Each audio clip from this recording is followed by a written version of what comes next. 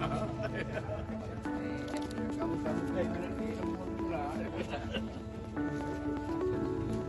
suruh masuk bay mobil. Dari sini belum jelas.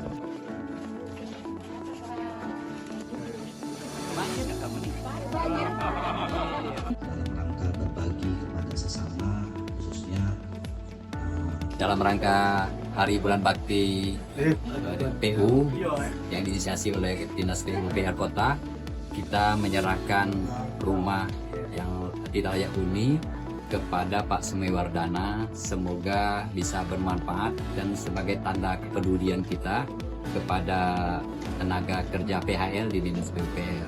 Saya kira ini ada sentuhan yang diinginkan oleh masyarakat tingkat grassroots dan juga masyarakat marginal. Jadi tingkat keterasaannya memang benar-benar terasa. Didampingi secara langsung oleh PLT Kadin PUPR Kota Palembang.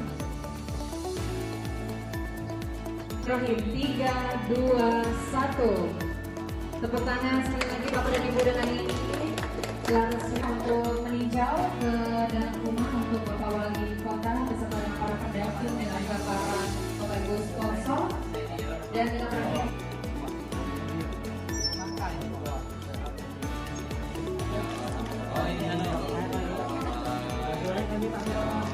Senang dah, rumahnya bagus.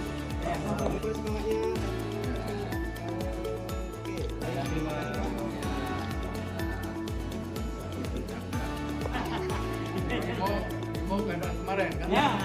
Malam kapan?